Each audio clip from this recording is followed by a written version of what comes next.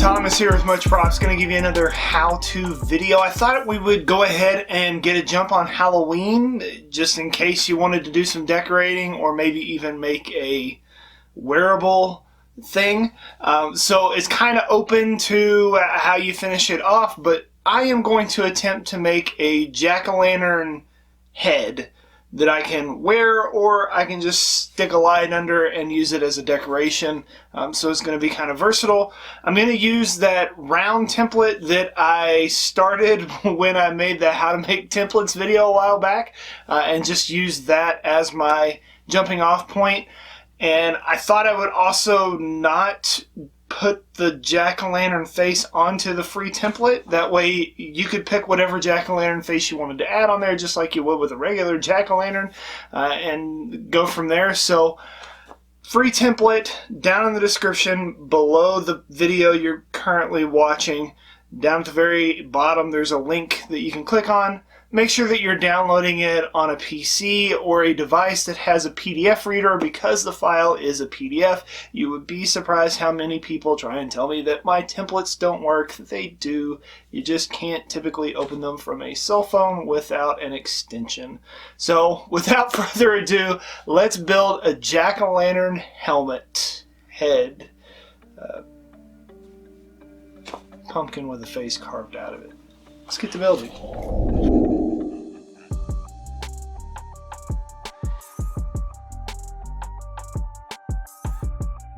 If you're interested in how I made this template, you can watch my 4 ways to make a template video, where I actually made this one I'm currently using. I traced this template 6 times onto some 6mm EVA foam and then cut it out. Though not necessary, these 1, 2, 3 blocks really help and come in handy to just weigh down your template as you're tracing them onto your materials.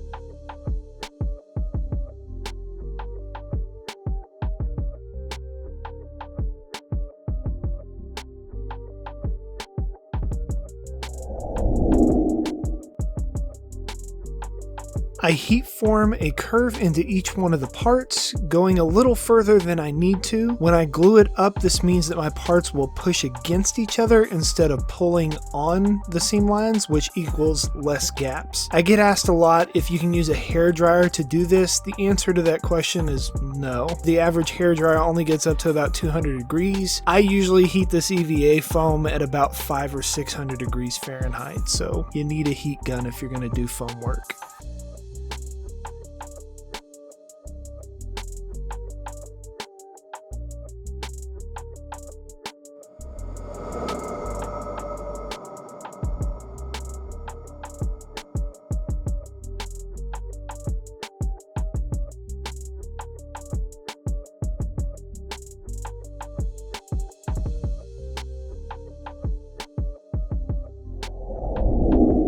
I typically do my glue ups in sections so that parts don't sit for too long. I start by gluing all the parts up in the middle with my contact cement of choice, barge cement. You can use other kinds or even types of glue if you want. With the hundreds of builds that I've made so far, my best results have always been with barge. So that's what I use when I'm gluing up EVA.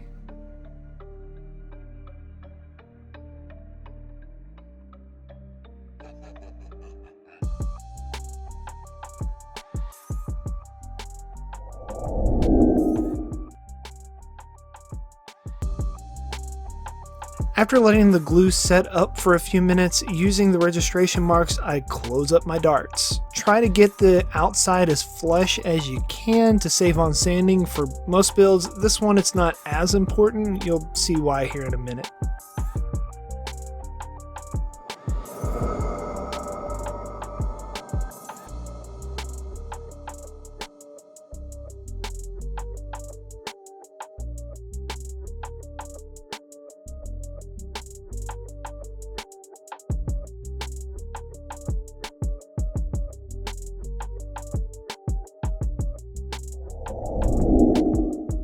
to work efficiently, I have glued up one side already and am letting the edges set up. While they are setting up, I go ahead and glue the other half. By the time I finish that, I can then start attaching other pieces and come back to these and glue those up too.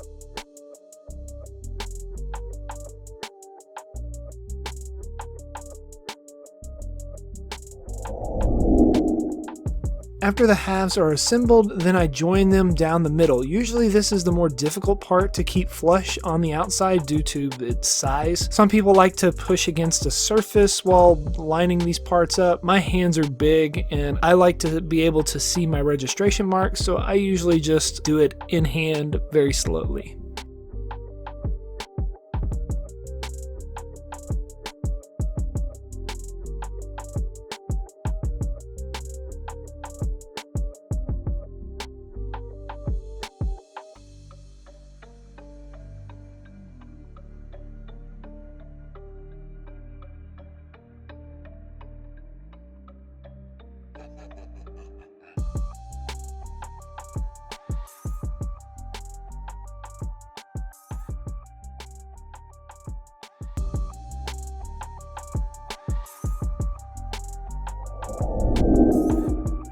I cut my hole at the bottom a little wider so my big old head could fit in there. On most pumpkins, they dip down where the stem attaches, so I'm heating up that area and pushing it in a little bit. Just sit there and hold it until it cools down. Then I went down all my seam lines and sanded out what are called ribs on the pumpkin. Those are those vertical ridges that you see on them.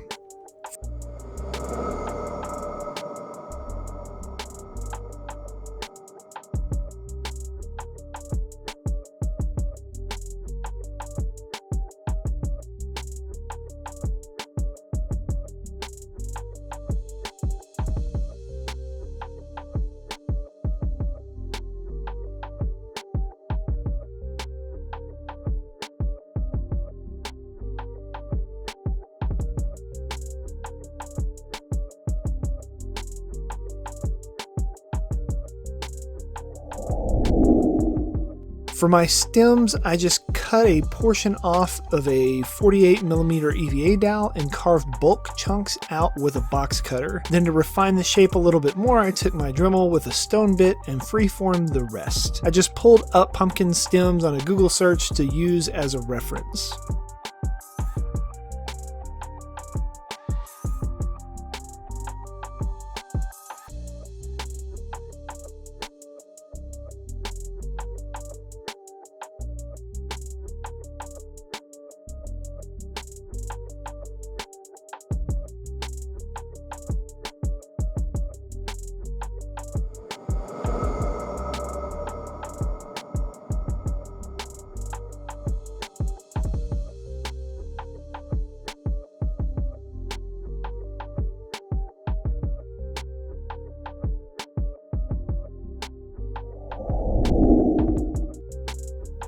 Then, like you would with a regular jack-o'-lantern, pick out a design you like or download a free template that you found online and draw it onto the pumpkin to cut out.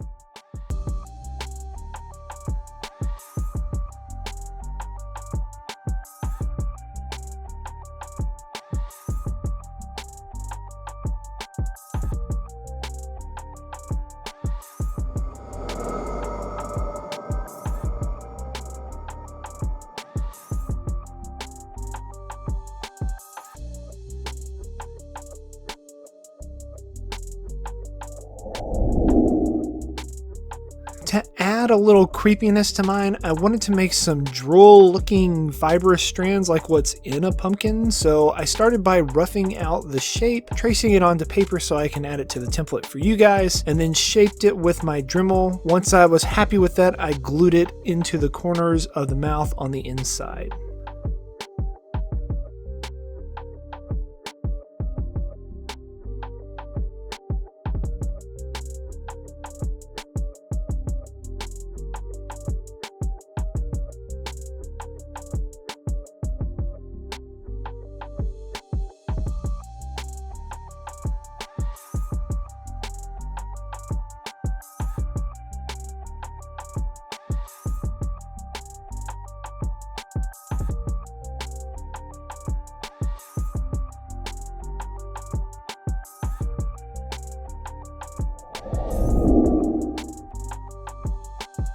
To make them more stringy and organic, I put down some hot glue to add extra ridges and drips.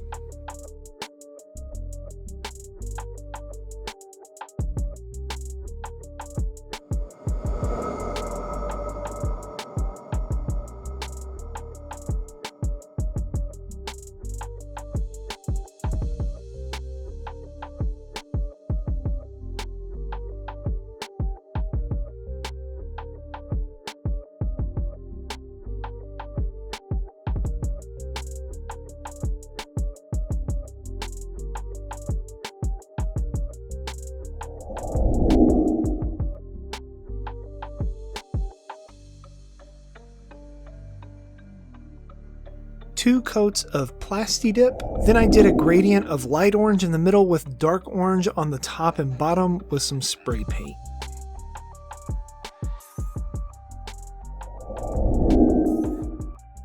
The rest of my paint job was done with some Platifex acrylic paint, making a light orange to color the inside edges to look more like the pulpy, fleshy area of a pumpkin. The stem got painted brown, and the drippy fibrous strands on the inside of the mouth were painted a darker orange with a little bit of brown and black washes on top. I also hit the ridges with a wash of dark orange to make them stand out a little more.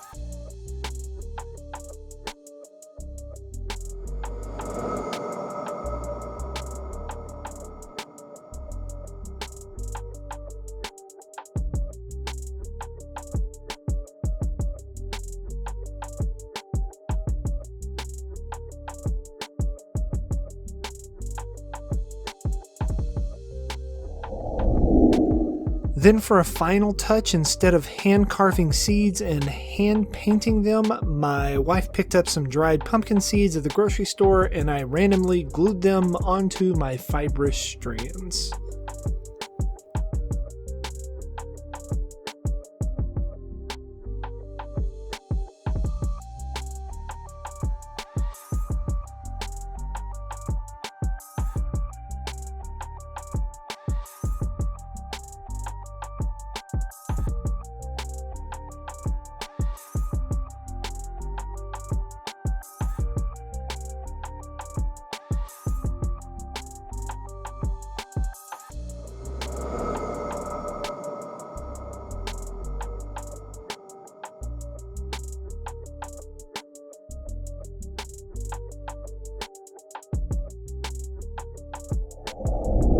And we are finished. Here is the end result.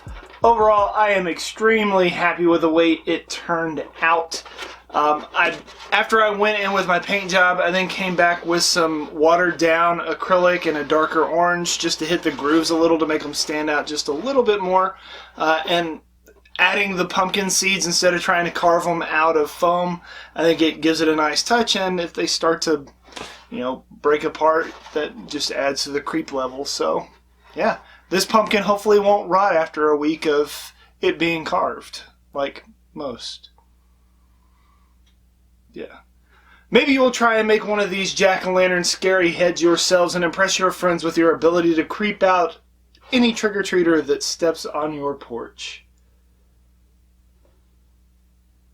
Yeah. It was funny, but it wasn't. Maybe you'll get some... Yay! And inevitably, they're going to ask you, how'd you make that? you can give them one of these and tell them much props. So, I mean, we could stick something under it, or we could wear it creepily like a...